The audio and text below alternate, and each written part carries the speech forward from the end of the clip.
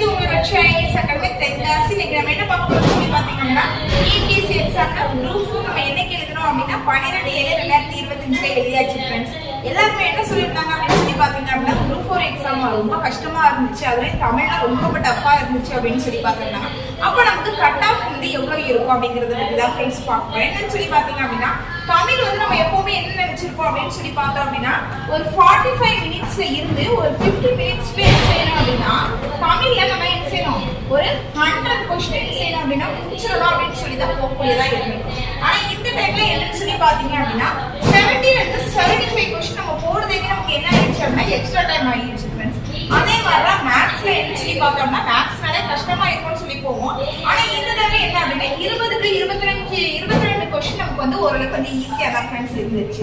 அதுக்கப்புறமா என்னன்னு சொல்லி பாத்தீங்க அப்படின்னா ஜிகே நமக்கு எப்போ மாதிரி 60க்கு 65 கொஸ்டின் எப்படி இருந்துச்சுன்னு சொல்லி பாத்தீங்க அப்படின்னா கொஞ்சம் ஈஸியாவே இருந்துச்சு.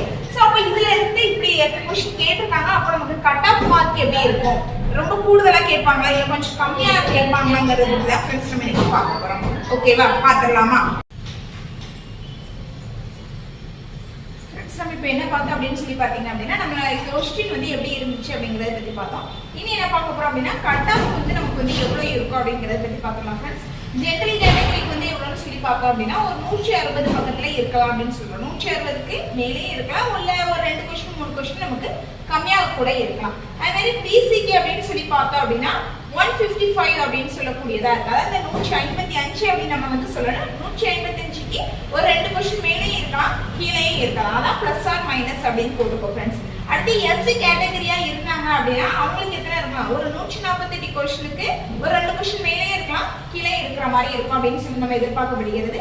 அடுத்து எஸ்சிஏயா இருந்தாங்க அப்படின்னா அவங்களுக்கு எவ்வளவு இருக்கும் அப்படின்னா ஒரு 146 கொஸ்டினுக்கு என்ன செய்யலாம், 2 கொஸ்டினுக்கு மேலே இருக்கலாம், கீழேயும் இருக்கலாம். ஸோ இன்னும் நமக்கு என்ன செய்யலாம் அப்படின்னா கட் ஆஃப் வந்து எவ்வளோ அப்படின்னு சொல்லிட்டு டிஎன்பிஎஸ்சில இருந்து வரல, நம்ம அதை எதிர்பார்க்கப்படுகிறது அப்படின்னு சொல்லிட்டு அப்ராக்சிமேட்டா இந்த இதை வந்து கொடுத்துருக்கோம் ஃப்ரெண்ட்ஸ். இதுல நமக்கு வந்து போஸ்டிங் எவ்வளவு சொல்லியிருந்தாங்க அப்படின்னு சொல்லி பாத்தீங்க அப்படின்னா 3935 வேகன்சி அப்படின்னு சொல்லியிருந்தாங்க.